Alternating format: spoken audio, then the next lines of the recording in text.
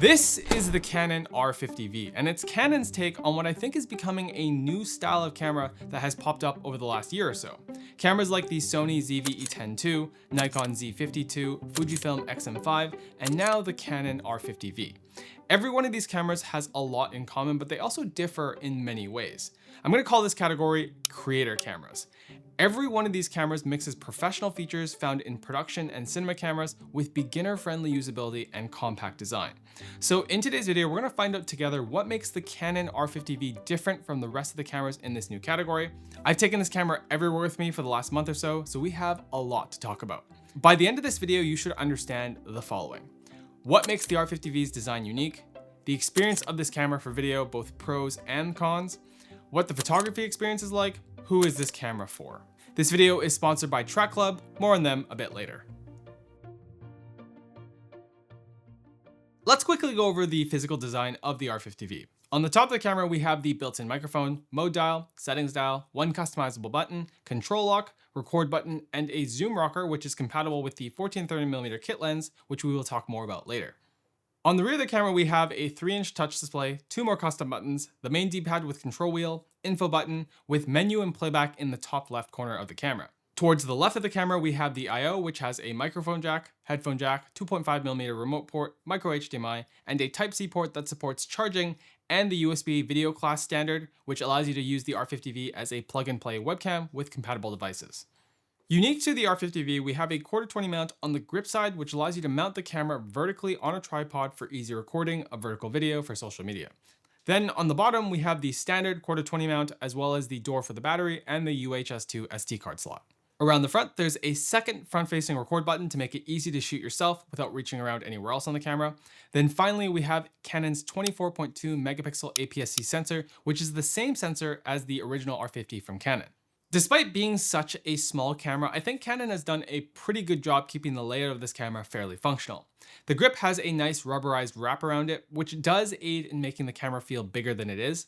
If you're someone with larger hands though, you'll probably want either a grip accessory like a cage or a wrist strap to keep your hands from cramping using this camera all day.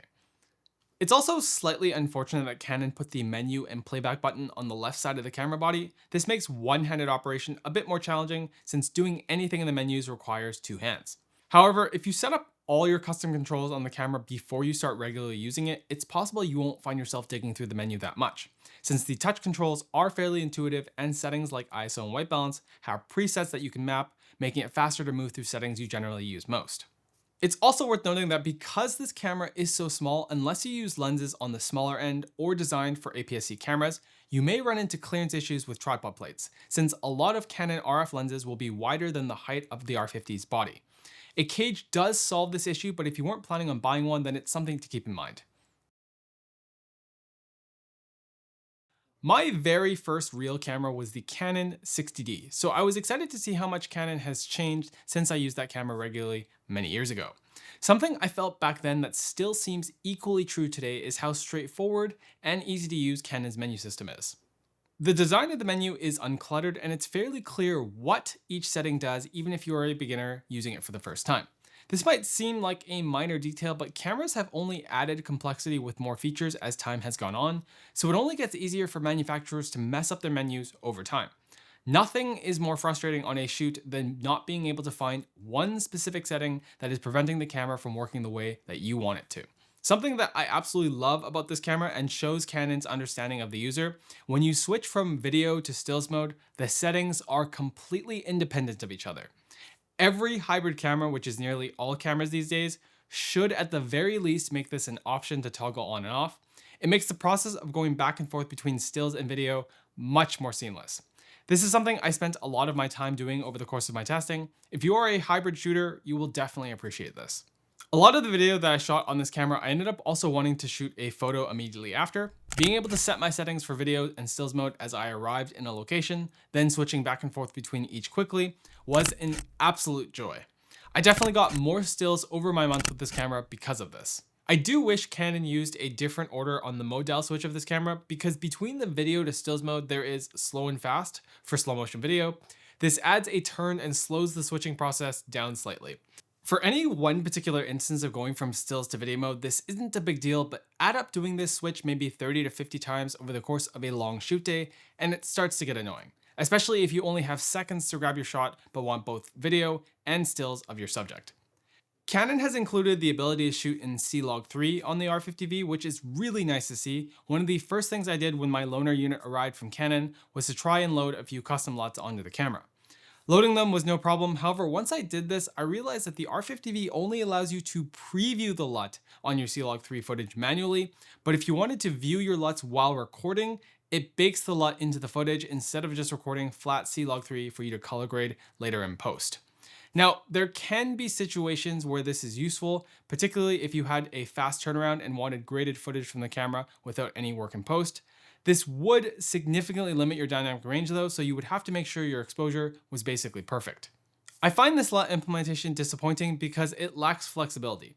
The value to me of viewing a LUT in camera without it being baked in is it not only gives you a good idea of what your footage will look like in post, it helps shape the decisions you make in terms of your lighting and exposure.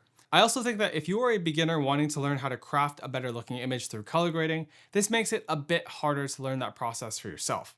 While we were talking about viewing your footage, I also found it really strange that Canon included false color in the R50V, not because it isn't a useful feature, but because you cannot use it when you're using the Rec. 709 View Assist with C-Log3, which kind of defeats the purpose of including it at all, since that is exactly when you would want to use it to help you expose your footage. Now, to be honest, neither of these viewing hiccups with the R50V are likely to bother the people Canon is targeting with this camera, and we will discuss who this is for in more depth a bit later in this video. But first, I want to get to the biggest issue I ran into with the R50V that literally caused me to miss or screw up shots with this camera. It's the fact that you cannot magnify the focus of the R50V while you are recording. To me, this is a fairly essential feature for any video focus camera because as good as Canon's autofocus system is, when you are only using the small 3-inch display on the R50V, not being able to check your focus in the moment you are grabbing a shot is hugely frustrating because you can never be 100% sure what you want in focus actually is. Let me give you a quick example. During part of my testing, I had the autofocus area of the camera set to whole area autofocus, which uses the entire sensor's autofocus points at once. Now, what I found when I shot with this setting is that quite a few wide shots I did with the R50V came back out of focus. The camera had focused on something in the foreground instead of the deep background. Had I been able to double check the focus while rolling, I would have caught that the camera was in the incorrect focus mode for what I wanted. I really hope Canon has a way of fixing this with firmware because during my time with this camera, it's the biggest con that stuck out to me over the past month. Now, yes, you could always make sure to check focus before you roll, use built-in peaking, or use an external monitor, but all of these hurt the practicality of using the camera. The moment you shoot a moving subject like I did with this beaver, you will want to be able to check focus while rolling. I've always disliked peaking on cameras this small since it feels obstructive to the frame. It's not always that accurate either, and adding an external monitor to this camera kind of defeats the purpose of its compactness. It's not all bad news when it comes to the focusing system though. Canon's autofocus, especially on people, remains top notch, and as long as you set your settings correctly prior to your shooting situation, I think if you rely mostly on autofocus, you won't be disappointed. I also have to praise Canon for how customizable the button layout on the R50V is. You can map a total of 8 buttons however you'd like, with a possible 9th if you also have a custom button available on whatever lens you're using on the camera. Canon opted to use their LPE17 battery, which is the same 1040 mAh battery used in the PowerShot V1. At first, I didn't think this battery was going to be enough. However, on days where I didn't need to have the camera on at all times, I got through an 8-hour shoot day with just 2 batteries. If you did need to have the camera on at all times in the day, I recommend at least 4 batteries, or you could always extend the life of each battery by rigging a power bank that supports PD charging and charging via the Type-C port. Given the wide variety of settings I tried this camera in, I was happy to see that overheating doesn't seem to be a major issue with the R50V. It's currently summer and I've tested clips that ran up to 2 hours continuously without the camera overheating at all. Of course, your mileage may vary depending on your climate and how long you have the camera in full sun, so just keep that in mind. From an image quality standpoint, the R50V does not disappoint. The sensor in this camera is the same 24.2 megapixel sensor found in the original R50. However, they paired this with the Digic X processor, which unlocks 10-bit color and log shooting in this version of the camera. I cannot understate how big a difference going from 8-bit color in the original R50 to 10-bit color in the R50V is. In fact, let me just show you with a little help from the sponsor of today's video, Track Club. Don't skip ahead, I promise this footage will be worth watching.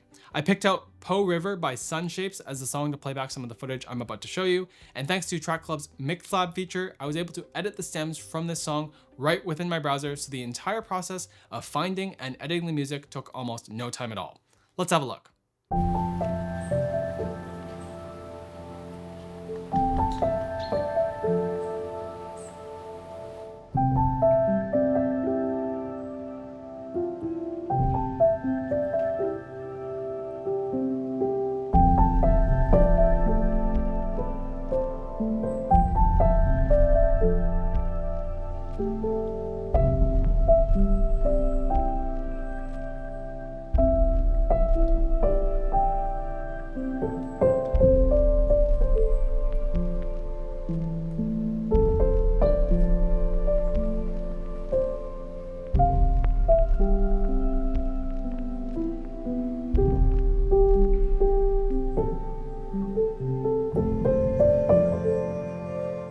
Wasn't that song pretty good? Track Club has an exceptionally well-curated library of high-quality music, so you don't have to spend hours looking for the right song.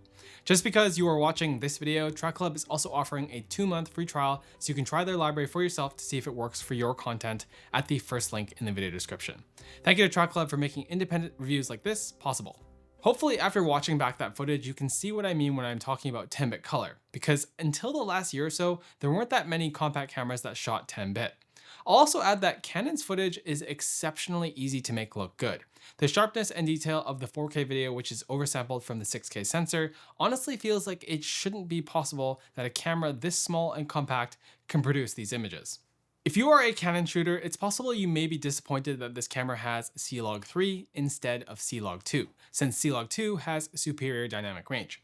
However, I don't think C-Log 3 is really lacking that badly in this department, especially if you are diligent about properly exposing your shots.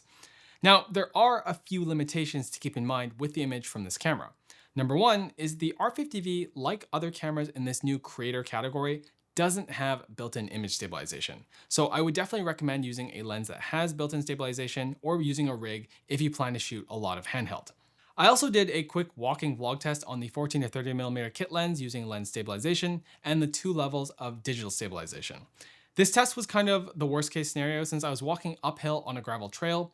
The footage came out fairly bumpy, but if you were on even terrain and had a proper vlogging tripod, I would expect better results than I got. Regardless, in my opinion, I would personally stick with using lens stabilization instead of digital stabilization. The crop and potential artifacts of the digital stabilization aren't really worth the trade-offs. I also experienced this weird quirk where if you want to use a dumb lens adapter to adapt something like a small cinema lens, the digital stabilization crops the image, but it doesn't seem to actually stabilize the footage, which I found a bit surprising. The next thing to keep in mind is that if you want to shoot 4K 60 FPS slow motion, there is a fairly notable 1.56 times crop of the APS-C sensor. If you can live with the crop though, I think the 60 FPS footage looks solid. There is also a 1080p 120 FPS mode if shooting super slow motion is important to you. It is a bit softer and noisier looking overall, so personally I don't see myself using this mode that often, but it's nice to have. From a low light shooting standpoint, I was actually pleasantly surprised by the R50V's performance here. I was able to get usable footage all the way up to 6400 ISO as long as you don't underexpose the image too far. I think if I was being conservative, I'd stick to ISO 3200 at the max. Also, as a reminder, ISO is not a good substitute for not having enough light. This still is an APS-C size sensor, so it's not going to be a crazy low light camera. However, APS-C sensors have come a long way in terms of acceptable noise performance. The last thing I wanted to mention with regards to the image quality isn't really at all spec related, but it's more about the way Canon seems to prioritize the look of their cameras. Every time I reviewed and worked on footage from this camera, all I ended up thinking about was how much I wanted to go out and shoot with it again. This isn't always my experience with the cameras we talk about on this channel. It's genuinely difficult for me to pinpoint why this is the case for the R50V. I think the best way that I can explain this is Canon has found a way to make it feel easy to make your images look good from this camera. It feels like this was their main priority above everything. So much so that I kept wanting to use this camera more than most. I think you hear a lot these days that all cameras are great and you can make every camera look good. This is true, but how much time do you want to spend doing that? I think statements like this miss the nuances that define the different experiences between brands because they do still exist. There's a Japanese philosophy called Kaizen, which focuses on continuous improvement through small, incremental changes. That's what I think I'm feeling when I look at shots from the R50V. Decades of tiny refinements to color science, to how highlights roll off. Each improvement might be barely noticeable on its own, but together they add up to footage that feels great. Within Canon's lineup, I don't think this is exclusive to the R50V. It's just one of the most affordable cameras that you can buy to get there. The R50V is definitely a video-first camera, but that doesn't mean that it's a slouch when it comes to stills. Like the video footage, I think the ease in which you get good-looking color from the stills from this camera is a strong point. That being said, I did find that at times I wish this sensor was a bit higher resolution. I had shots where I wish the sharpness and detail were better defined given the subject matter of the image. The lack of a viewfinder did also hinder the overall stills experience, since I did encounter some extremely sunny situations where the display on the back of the camera wasn't quite bright enough to view with confidence. If you live in a very sunny place, this is something to consider. During my testing, I used the 14-30mm kit lens along with a 24-105 f4 lens and a 15-35mm f2.8.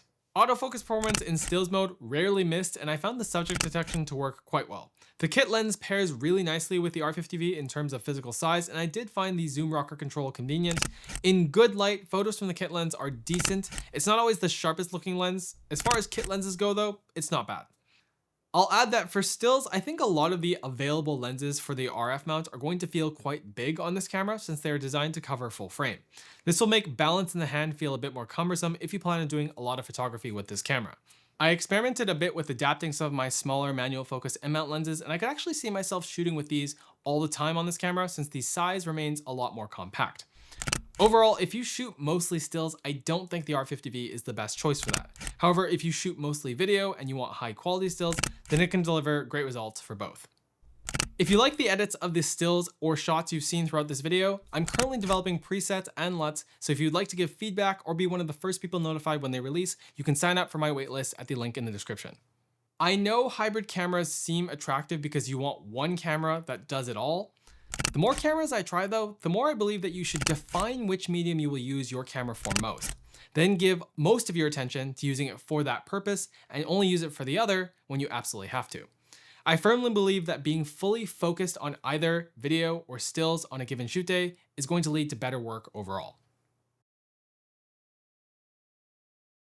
Canon has marketed the R50V towards creators, but that doesn't precisely define if this camera is for you. This creator category of camera I've referred to throughout this video has a really unique place in today's market, because unlike the beginner cameras that I started out with, you can take cameras like the R50V so much further in terms of what you get out of the images. There has never been a time where we've had cameras that can deliver images this polished and professional looking in form factors that are approachable and easy to use even for beginners. Taking the R50V everywhere for the last month, from a 4-hour subalpine hike to a trip to the aquarium with my family, was a no-brainer for me because of how small this camera is. At the end of the day, despite all my gripes with the controls, lack of stabilization, and software things like the LUT implementation, the R50V brought me back to what it felt like when I was a beginner in my career and had to work through technical limitations. My original Canon 60D had terrible dynamic range, soft 1080p video, 8-bit color, and terrible rolling shutter. But it was a great first camera and it taught me a lot through trial and error. The R50V doesn't have any of these problems, and the limitations it does have, I managed to get over them because of both the image and experience of using this camera kept me motivated and excited to keep using it. If you are a beginner and you want a camera that puts you on a path to a professional looking image, I think the R50V at its price point will allow you to learn how to do that while teaching you how to work around its limitations. If you are a seasoned professional looking for a camera for fun or as a B or C camera for whatever you already own, if you can look past the limitations, the images will probably be enough for you to heavily consider this camera. The last thing I will leave you with is remember that you aren't just buying a camera. There is an entire lens and accessory ecosystem that surrounds it. Try to give some thought about what lenses you think you will want to use and see if they match the camera you want to use them with. The better you understand the work you want to do, the easier this is to think about, so consider carefully. Thank you guys so much for spending time with me today. If you like this video and you want to compare it to similar cameras like the ZV-E10 Mark II or Fujifilm X-M5, I have a playlist here of every camera I've covered on the channel that you can watch here.